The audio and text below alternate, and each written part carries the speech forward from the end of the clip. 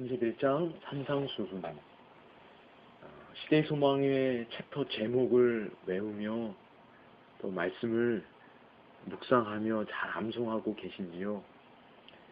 쉽지 않은 일이지만 하나님께서 이 일에 참여하는 분들의 마음을 감동하시고 끝까지 용기를 주셔서 이 일을 통해서 신앙에 큰 도움을 얻으시게 되기를 바랍니다. 이번 주는 31장부터 35장까지 보게 되는데요. 제목 외우는 일을 잠시 한번 함께 하려고 합니다. 나름대로 흐름과 또 배경 지식을 동원해서 그 제목들을 외워가면 좋으리라 생각합니다. 이번 주 내용들을 가지고 한번 함께 연습해 보려고 합니다. 여러분, 30장 제목이 무엇이었죠? 12 제자를 부르신 이야기입니다. 12를 세우심입니다. 그런데 오늘 31장 제목이 무엇인가요? 산상수훈입니다. 30장에서 12 제자를 세우셨다면 이제 그들이 하나님 나라를 알고 전해야 하겠기에 그 하나님 나라의 원칙과 특성들을 설명해 준 것이 바로 오늘 31장 산상수훈입니다. 그렇다면 32장의 제목은 무엇일까요? 백부장입니다. 어떻게 연결하면 좋을까요? 31장 산상수훈에 보면 첫 번째로 주신 말씀이 팔복입니다. 그런데 그 팔복의 첫 번째 내용은 심령이 가난한 자가 천국을 받는다는 것입니다.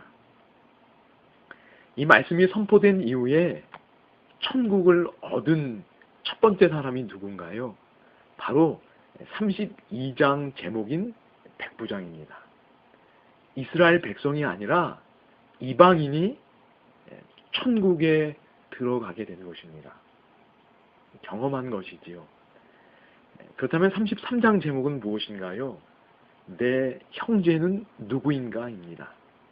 하나님 나라가 소개되었으니 하나님의 나라의 식구들이 어떤 사람인지, 어떤 사람들이 그 나라를 구성할지가 소개되는 것입니다.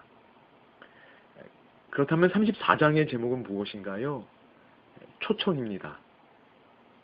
예수님께서 오늘 우리를 하나님 나라의 식구가 되도록 초청하시는 것입니다. 특별히 우리에게 이 땅에서부터 안식을 경험하도록 초청하고 있습니다. 그렇다면 35장은 제목은 무엇인가요? 잠잠하라, 고요하라입니다.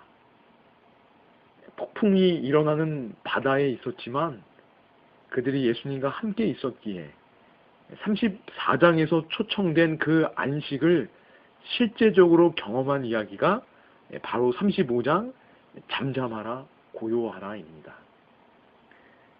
정리 한번 해볼까요? 30장에서 12를 세우셨습니다. 그래서 31장 제목은 산상수훈입니다. 그들을 위하여 하나님 나라를 소개한 것입니다. 32장 제목은 무엇이지요? 백부장입니다.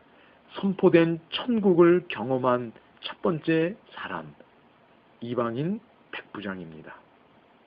33장은 무엇이지요? 내 형제는 누구인가?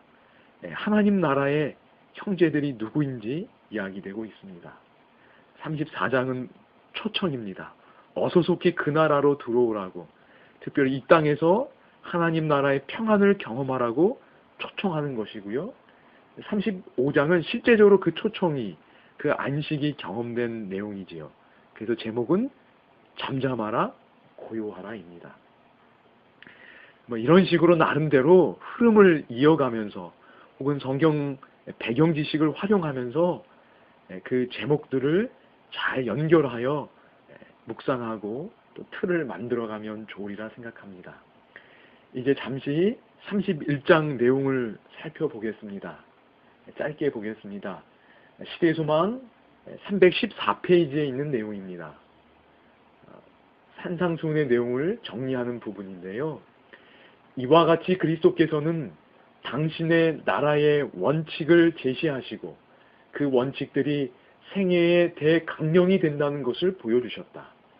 예수께서는 그 교훈을 인상 깊게 하시기 위해 한 예증을 첨가하셨다.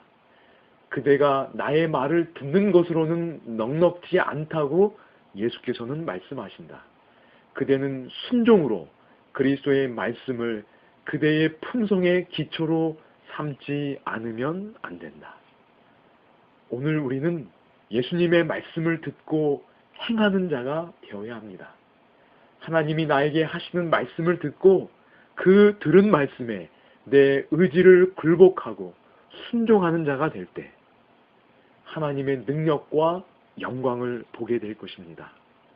그 들은 말씀이 내 경험과 지식으로는 순종할 수 없을지라도 내 자아를 굴복하며 성령을 초청할 때 하나님 나라를 경험하게 될 것입니다. 그것이 거듭남입니다.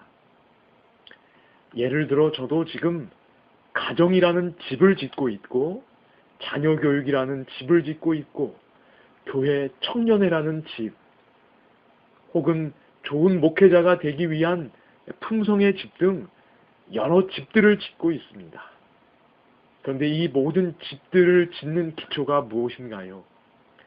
하나님의 말씀을 듣고 그 말씀에 순종하는 것이 결코 무너지지 않는 기초가 되어줄 것입니다.